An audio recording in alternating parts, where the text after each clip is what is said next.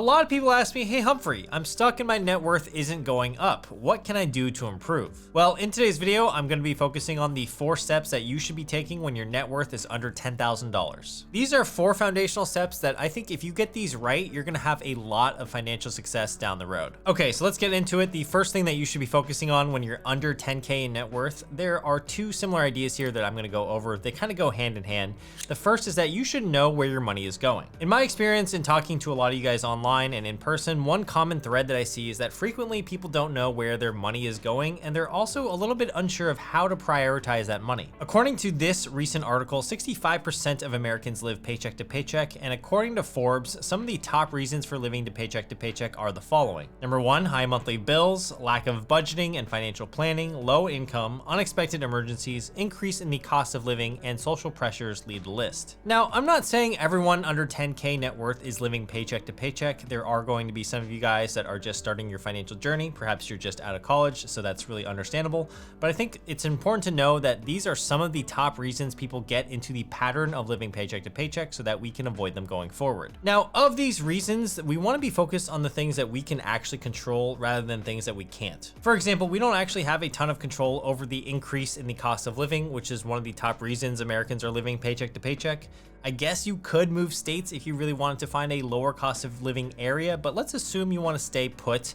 This is less so in your control compared to, say, budgeting and financial planning. The personal savings rate in the United States is a measly 3.6% according to the Federal Reserve, so the first step that you can take is to figure out at least where your money is going. So the first step that you're gonna do is you're gonna find a piece of paper like this one. I have some notes scribbled on this one. A blank piece of paper is probably best, or you can use the Notes app on your phone, and what you're gonna do is write down the expenses that you spend on a daily basis. Let's say you spend $5 on coffee, $40 on groceries, maybe $50 on utilities, and $20 on a Monday. You want to write that down. This exercise doesn't have to go down straight to the penny or anything like that. It's just an approximate guess of how much you're spending on a daily basis, and I would probably do this for at least 2 weeks. After 2 weeks, you have a general sense of where your money is going and where you can optimize. Now, in this way, we are basically creating a budget for ourselves. After you calculate all of your bills and discretionary spending, you'll see where your money is going, and then you basically can figure out, okay, maybe this is where I can cut back, and this is where I can afford to spend some more. Now, you can't really budget your way out of not making enough money to live on. So if that is something that applies to you, like you're not making enough income, we're going to talk about how to increase your income a little bit later on in this video.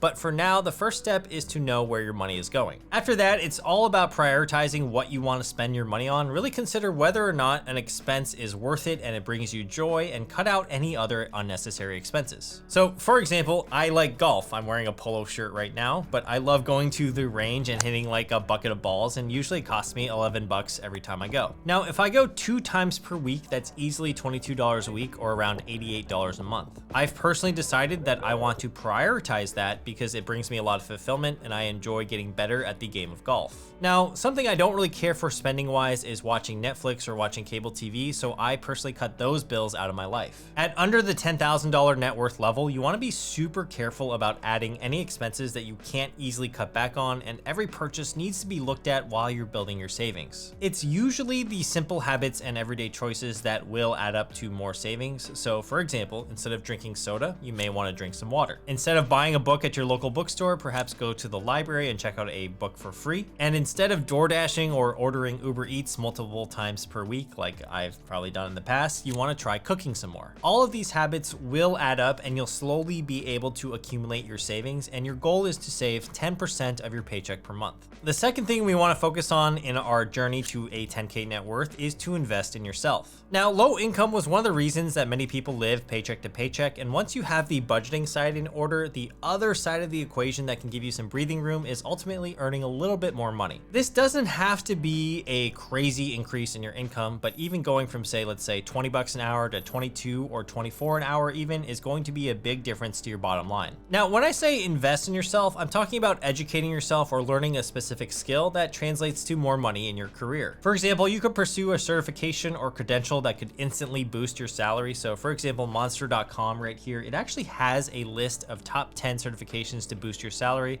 And let's just look at one of their examples. So if you worked in the logistics and transportation industry, you could become a certified automotive fleet manager. The median pay of someone not holding the certification is $55K a year, versus if you had the certification, you'd pull in over $70K per year. So that's definitely an option to look around in your industry and see what credentials or certifications are out there to boost your salary. Another action item that you could do as a shorter term solution if you're struggling to save is to do side hustles with any extra time that you have. If you're able to do 2 to 5 hours of side hustles per week and earn yourself, let's say, an extra $200 per month, that's going to go a really long way towards your $10,000 net worth goal. Personally, for me, I used to scour Facebook Marketplace and Craigslist for small furniture items like TV consoles or media consoles or things like that.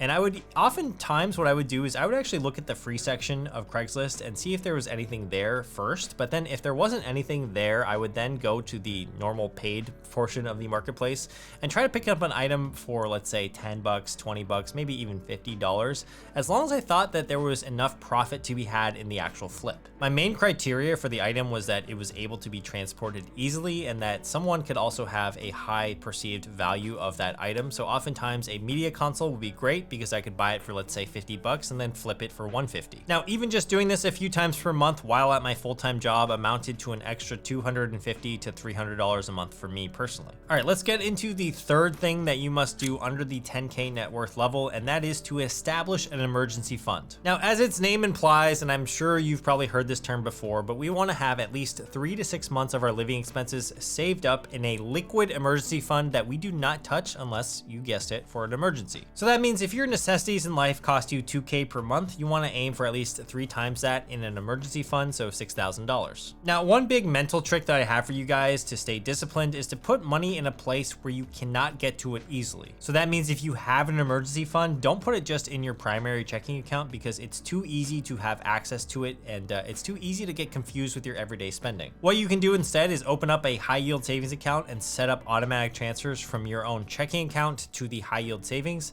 And you especially want to do this while the interest rates are still good, because in a high yield savings account, at least your money is going to be earning you extra money. $5,000 in a high yield account, for example, as of filming right now, will net you out about an extra $250 per year, which will help a ton in hitting that 10K net worth goal. And the biggest reason why you want that separate account is that you're less likely to spend it. If you heard of the 401k account before, typically that's set up with your employer, and there's a mechanism on the 401k where your paycheck gets deposited into the 401k before it even ever hits your account. And that's a super beneficial mechanism of the 401k because that means you're forced to actually save that money and not spend that money instead. So humans are highly adaptable, and if all of a sudden there was a magic genie that took $100 out of your paycheck every time you got paid, it would kind of suck, yes, but after a while you could find a way to make your life still work. And essentially that's what we want to strive for by setting up automatic transfers from your checking account to, let's say, a high yield account. In any case, you just want to make sure you have an emergency fund set up. I will leave some links down below in case you want to check out the high yield savings accounts that I like personally. All right, guys, if you are enjoying this video content so far, make sure to drop a subscribe on the channel. I really would appreciate it. I want to just grow this community as large as I can. And also, subscribing takes less than 0.1 seconds and it's completely free to do. All right, let's get into the fourth thing to focus on when you're under 10K in net worth. Can you guess what it is? Now,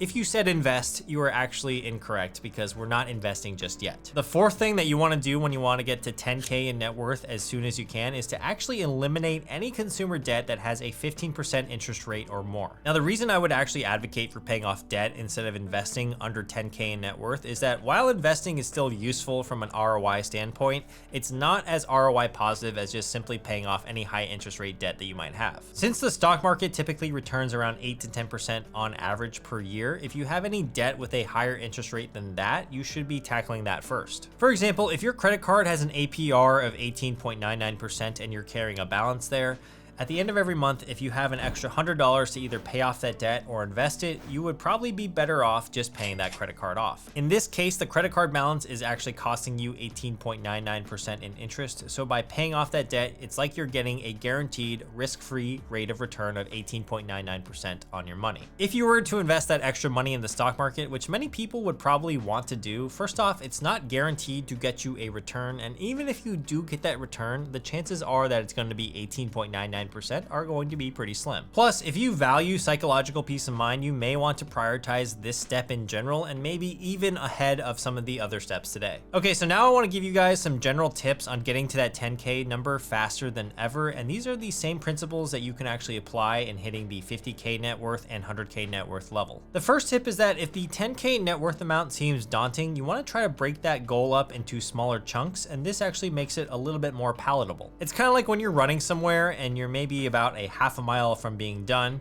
but you're getting a little bit tired. You tell your brain to just get to the next visual milestone on your run. So maybe there's a stop sign far ahead. You just tell yourself, man, I got to get to that stop sign. Once you get to that stop sign, you're like, okay, maybe now I can trick my brain again. I got to get to the mailbox down the street, and so on and so forth. You're basically kind of tricking your brain into running a little bit longer, and the same can go for your money goals. So perhaps your first goal instead is to save $500, but once you hit that $500, then getting to 1,000 seems much more attainable. Once you hit 1,000, yep, you guessed it, you're gonna go for 2,000 because that doesn't seem too far-fetched, and that's a pretty good mental hack. The second tip I have for you guys is what I call the 2% rule. So if a discretionary expense ever costs you more than 2% of your net worth, you really wanna make sure you think about if you want that purchase or not. You may wanna wait a day, sleep on it, or maybe even wait 7 days or even 30 days before actually committing to buying that thing. Now, this rule is more fitting as your net worth grows towards 10K because 2% of 10K is going to be $200. This 2% rule might not make much sense below the 1,000 net worth level because at that point, if you have under $1,000 in net worth, 2% is 20 bucks. So you're probably going to be spending that on a regular basis, that amount at least. Now, I personally like this rule because as your net worth increases closer to 10K, this rule will really try to keep your spending in check. As your net worth increases even more, we might actually have to change this rule to the 1% rule, and then therefore every expense that is 1% of your net worth needs to be thought about a little bit further. Still though, the idea is that you don't want to make too many discretionary expenses that are going to kill your net worth compounding. The third tip that I have for you guys today is to try to pay for things physically in cash. I know this sounds a little outdated these days with everybody paying in card, but if you're able to withdraw some cash from the ATM and carry that around and actually spend that money, you will find that whenever you're handing your money over to somebody else, there's a physical pain that you actually get by handing that money over, and that should hopefully cause a behavioral change in your spending habits. All right, guys, I hope that this video was helpful. Make sure to subscribe to the channel if you haven't already because it doesn't take that much time. On the screen right now, I'm gonna put up a personal finance video that you guys will really enjoy, or it's going to be the next video in this net worth series once it goes live in a few weeks. I will hopefully see you guys in that video or our next one on the channel. All right. Peace.